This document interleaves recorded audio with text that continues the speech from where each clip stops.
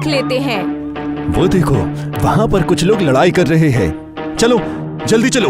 Inspector सोने की jail के पास आ जाता है। बाप रे, इतना सारा सोना!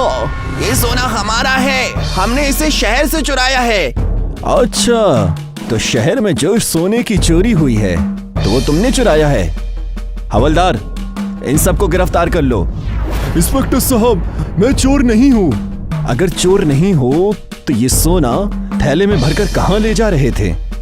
इंस्पेक्टर सभी चोरों को और भैरव को जेल में बंद कर देता है और सारा सोना ले जाकर शहर में उस सोनार को वापस कर देता है जिसकी दुकान से ये सोना चोरी हुआ होता है।